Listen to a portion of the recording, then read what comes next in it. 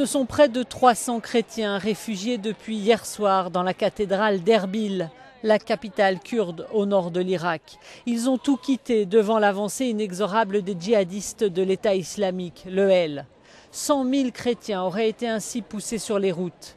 Pour leur venir en aide, les premières frappes aériennes américaines ont eu lieu dans l'après-midi pour éviter un génocide. Paris envisagerait une aide sur le terrain d'ordre technique. Ces villes sont désormais aux mains de l'EL. Mossoul, la deuxième ville du pays, Sinjar, Karakosh, la plus grande cité chrétienne d'Irak. Les djihadistes ne sont désormais qu'à une quarantaine de kilomètres d'Erbil. À Mossoul, les djihadistes se sont emparés du plus grand barrage d'Irak et contrôlent ainsi désormais l'approvisionnement en eau et en électricité d'une vaste zone.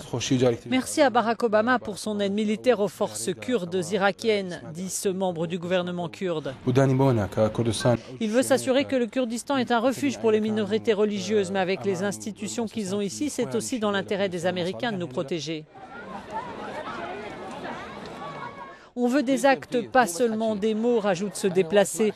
On a entendu beaucoup de choses de la part du gouvernement irakien, mais ce sont des voleurs et des menteurs.